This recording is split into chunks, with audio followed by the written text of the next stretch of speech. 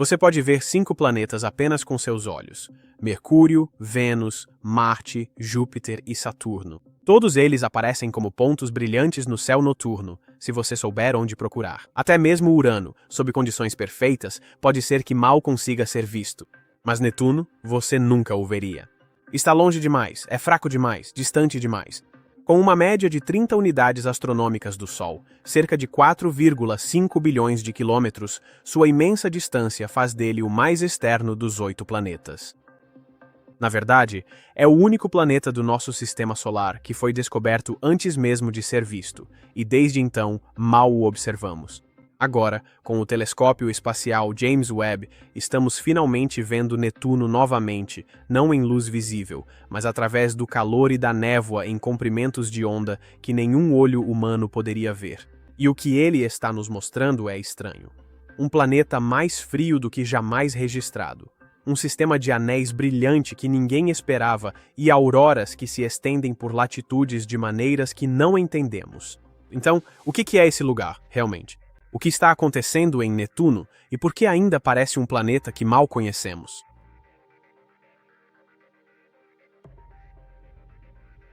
No início do século XIX, os astrônomos estavam acompanhando Urano, um planeta que havia entrado recentemente para a lista. Com o passar dos anos, eles notaram algo estranho. Ele não estava se movendo exatamente como deveria. Sua órbita continuava se desviando levemente, mas de forma consistente, de onde as leis de Newton diziam que deveria estar. A princípio, eles culparam os dados. Talvez fosse um erro de observação. Talvez fossem apenas os limites de seus telescópios.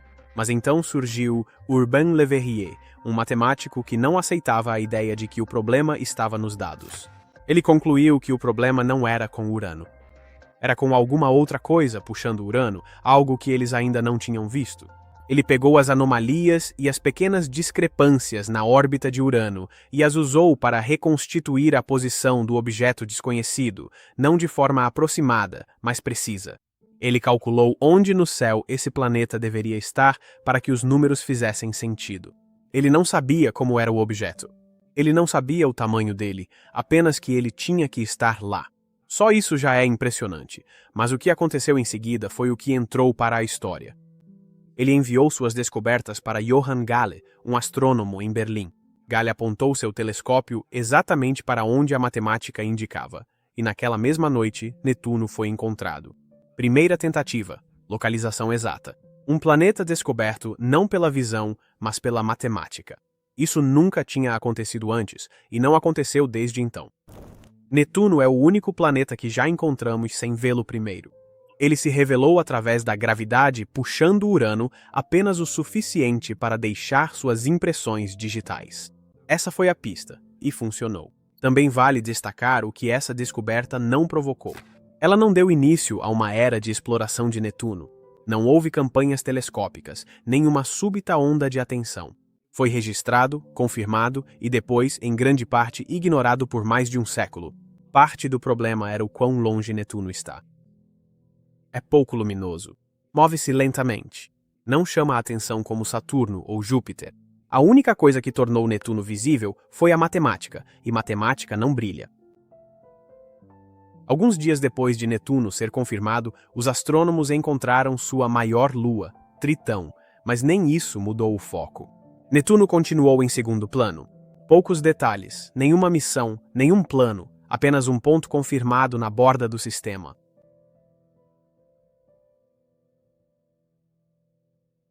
Só fomos a Netuno uma vez, e nem foi uma missão projetada apenas para Netuno. Foi a Voyager 2 fazendo seu grande tour pelos planetas externos. Ela passou por Júpiter, depois Saturno, Urano e finalmente, em 1989, chegou a Netuno. Esse foi o último destino antes de seguir para o espaço interestelar. Ela não entrou em órbita. Ela não desacelerou, simplesmente passou direto. Mas nessa única passagem, nos deu quase tudo o que sabemos sobre Netuno hoje. Ela chegou mais perto de Netuno do que de qualquer outro planeta, apenas 5.000 quilômetros acima do topo das nuvens. Essa aproximação nos deu as primeiras imagens reais do planeta. Não apenas um borrão, não apenas um ponto, mas fotos de alta resolução de verdade. E o que essas imagens mostraram não era nada do que os cientistas esperavam. Com quase 49 mil quilômetros de diâmetro, quase 4 vezes o diâmetro da Terra, Netuno se revelou um colossal gigante de gelo.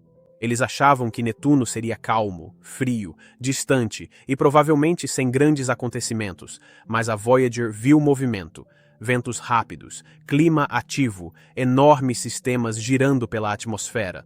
Foi então que ela registrou os ventos mais rápidos do sistema solar, acima de 2.000 km/h. Em um planeta que recebe quase nenhuma luz do Sol, isso não fazia sentido algum.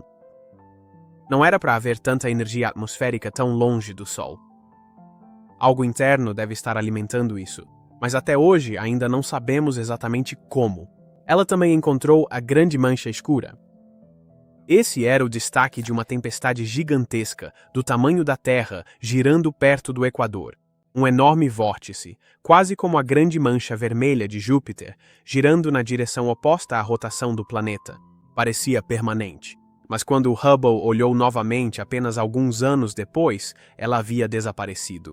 Essa foi a primeira pista de que as tempestades de Netuno não permanecem por muito tempo. Elas aparecem, se movem e depois desaparecem completamente, o que torna o planeta ainda mais difícil de entender. A Voyager também confirmou a presença de anéis. Eles não são como os de Saturno, ou mesmo os de Urano. São tênues, irregulares e desiguais. Algumas partes são brilhantes, outras são quase invisíveis. Esses arcos estranhos e incompletos não se comportam como os sistemas de anéis normalmente fazem, e ainda não sabemos o que os impede de se espalharem formando um círculo completo. E então havia as luas. A Voyager descobriu 6 novas, pequenas e irregulares, orbitando bem próximas ao planeta. Ela também nos deu o primeiro vislumbre de Tritão. Mas esse é um assunto à parte. O campo magnético foi outra surpresa. Ele não estava alinhado com o núcleo do planeta e também não era centralizado. Estava inclinado e deslocado, exatamente como a Voyager viu em Urano. Isso nos mostra que algo estranho está acontecendo dentro de Netuno. Talvez o campo magnético esteja sendo gerado em uma camada acima do núcleo, ou talvez a estrutura do planeta seja fundamentalmente diferente do que pensávamos. A Voyager enviou de volta o máximo de dados que pôde durante a passagem, e então se foi. Nunca enviamos mais nada. Todas as imagens que tivemos desde então vieram de telescópios, a maioria deles a milhões ou até bilhões de quilômetros de distância. Então, quando dizemos que só visitamos Netuno uma vez, é realmente isso que queremos dizer. Uma espaçonave, uma chance, e isso foi há mais de 35 anos.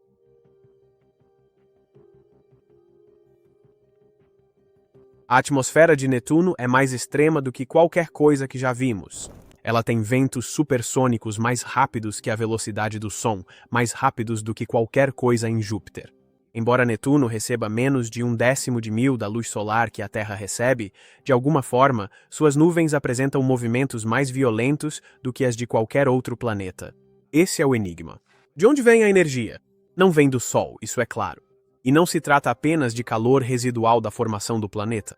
Urano, que tem tamanho e composição quase idênticos, praticamente não apresenta calor em seu núcleo, mas Netuno sim. Na verdade, Netuno irradia mais do que o dobro da energia que recebe do Sol. Essa energia extra tem que vir de dentro, mas o que exatamente está acontecendo sob as nuvens, ainda não sabemos. O que sabemos é que a atmosfera de Netuno é estratificada e instável. Existem nuvens de alta altitude compostas de gelo de metano flutuando acima de faixas meteorológicas mais profundas que parecem mudar constantemente. Não está apenas girando, está fervendo. Algumas regiões são mais brilhantes, outras mais escuras, e você percebe mudanças repentinas de uma observação para a outra. Até mesmo as estações são bizarras. Netuno tem uma inclinação semelhante à da Terra, de 28,3 graus. Então, ele realmente passa por estações do ano, mas cada uma dura cerca de 40 anos terrestres. É esse o tempo que o Sol leva para favorecer levemente um hemisfério em relação ao outro. Isso acontece porque Netuno leva cerca de 165 anos para orbitar o Sol, o que significa que só vimos ele completar uma órbita completa desde sua descoberta em 1846. E mesmo que a luz que ele recebe seja incrivelmente fraca, a diferença já é suficiente para provocar mudanças visíveis. Durante a atual primavera do hemisfério sul, o hemisfério sul de Netuno realmente parece mais brilhante. Isso acontece porque o pequeno aumento de temperatura é suficiente para liberar metano congelado preso nas camadas inferiores, que então sobe e forma uma nova névoa na atmosfera superior. Só para deixar claro, estamos falando de uma mudança de temperatura de 10 graus. É só isso que basta, uma alteração quase imperceptível pelos padrões da Terra, mas em Netuno isso desencadeia uma reação em cadeia na química e na estrutura das nuvens. Nos últimos anos, telescópios como o Hubble e o Webb detectaram sinais de que a atmosfera de Netuno está esfriando rapidamente. Nas últimas décadas, as temperaturas na estratosfera caíram drasticamente, muito mais do que qualquer um esperava. Ninguém sabe o motivo. Pode ser um ciclo sazonal ou algo mais profundo mudando dentro do planeta. Mas, de qualquer forma, isso não é consistente com nossos modelos. Antes de entrarmos no que o James Webb realmente observou, é importante destacar que o Webb não chegou a um palco vazio. O Hubble vem observando Netuno desde a década de 1990 e, embora não tenha a mesma resolução ou alcance no infravermelho que o Webb, tem sido o único olhar constante que tivemos sobre o planeta por mais de 3 décadas. Se o Voyager nos deu o primeiro olhar, o Hubble nos trouxe o acompanhamento.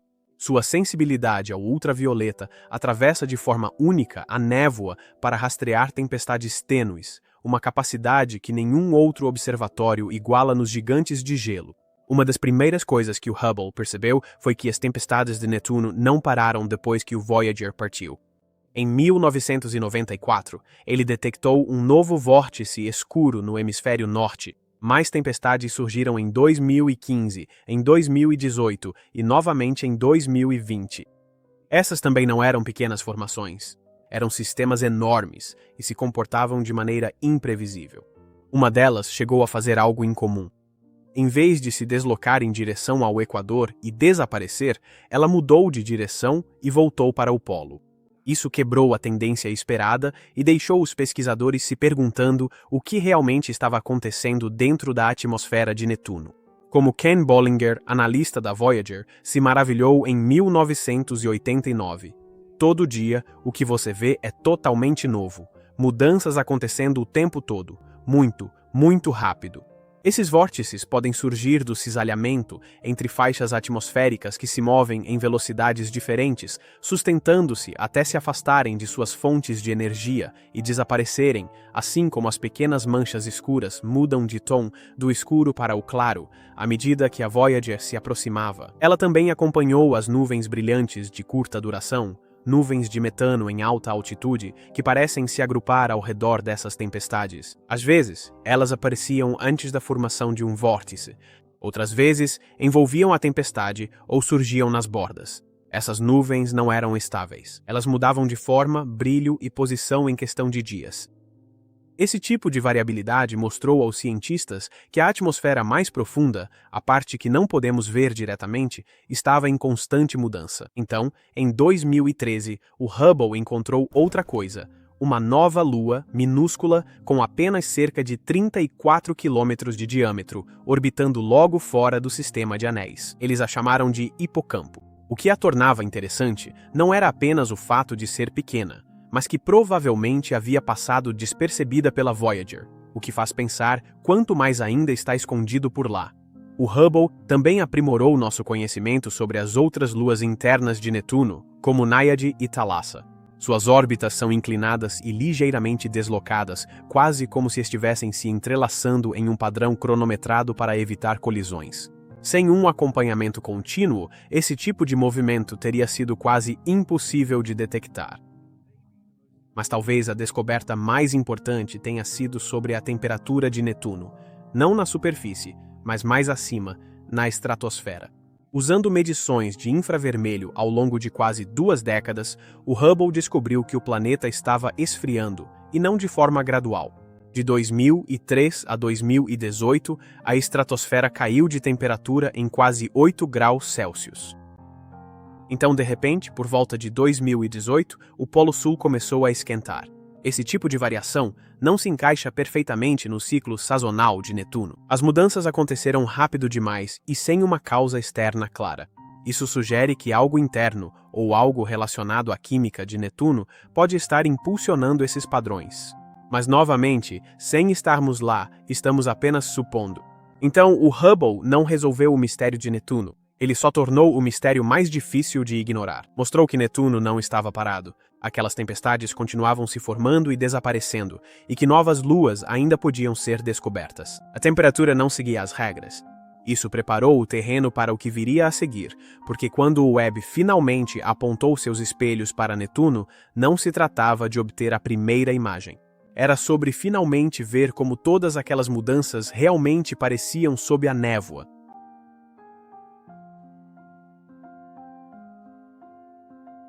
Quando o Webb capturou Netuno pela primeira vez em 2022, ele nos mostrou uma versão do planeta que não se parecia em nada com o clássico mundo azul que as pessoas esperavam. Em vez de cores profundas de oceano, mostrou um planeta pálido, quase transparente, com anéis nítidos e nuvens finas e brilhantes de gelo de metano. Foi o primeiro olhar verdadeiramente claro em infravermelho desde a Voyager 2, e lembrou a todos que o Webb vê Netuno em calor e estrutura, não em cor. Essa imagem de 2022 revelou os anéis de forma nítida pela primeira vez em mais de 3 décadas, e mostrou várias camadas de nuvens empilhadas bem acima da atmosfera. Foi impressionante, mas aquele foi apenas o primeiro olhar do Webb. A verdadeira mudança veio com a nova imagem divulgada em 2025. Essa não mostrou apenas a estrutura. Ela mostrou Netuno realmente brilhando. O Webb capturou manchas brilhantes de luz infravermelha espalhadas pelo planeta em latitudes médias, o que chamou atenção imediatamente, porque auroras, na maioria dos planetas, se formam perto dos polos. Mas o campo magnético de Netuno é inclinado em quase 47 graus, e essa inclinação empurra partículas carregadas para partes inesperadas da atmosfera.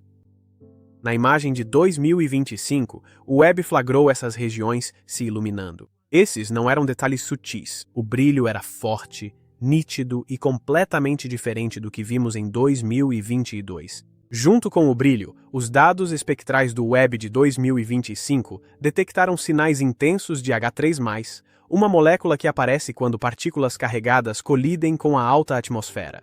Isso é basicamente a confirmação de que o brilho que estamos vendo é uma atividade auroral real, acontecendo agora mesmo em Netuno. E isso nos dá uma nova maneira de estudar a temperatura do planeta, o fluxo de energia e como sua atmosfera reage ao campo magnético.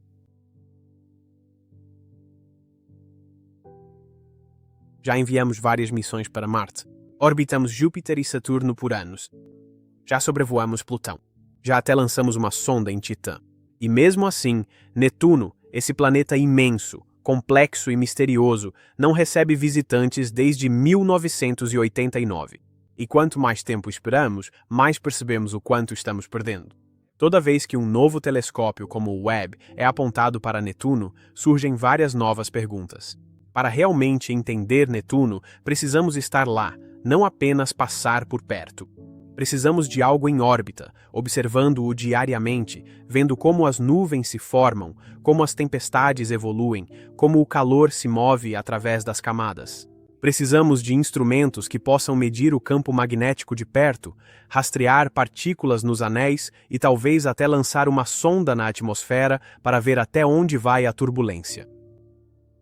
Sob aquela camada azul enevoada existe um mundo de gelo de água, amônia e metano envolto em um núcleo rochoso, esmagado por pressões que chegam a cerca de 700 gigapascais. Isso é 7 milhões de vezes a pressão ao nível do mar da Terra. No interior profundo, os cientistas acreditam que o metano pode se decompor sob essa pressão, formando granizos de diamante que caem por um oceano quente e denso de carbono, brilhando suavemente como brasas no escuro. Condições tão extremas, antes recriadas apenas em pequenos experimentos de laboratório, dão pistas sobre por que o interior de Netuno é tão ativo, enquanto Urano parece estranhamente silencioso. Esse calor interno pode ainda estar subindo do nascimento violento de Netuno, mantendo o planeta vivo com movimento, enquanto Urano ficou mais frio e parado após um impacto antigo e massivo. E não se trata apenas de Netuno por Netuno. Os gigantes de gelo, Netuno e Urano, compõem o tipo mais comum de planeta na galáxia. A maioria dos exoplanetas que encontramos até agora tem o tamanho de Netuno. Se não conseguimos entender os que estão no nosso próprio quintal, como vamos entender os milhares que estamos encontrando ao redor de outras estrelas? É por isso que os cientistas continuam insistindo em uma missão dedicada a Netuno, algo como um orbitador principal com instrumentos projetados especificamente para o sistema solar exterior. Existem conceitos como a proposta Neptune Odyssey da NASA, mas nada foi aprovado ainda não. Essas missões levam décadas para serem planejadas, construídas e lançadas.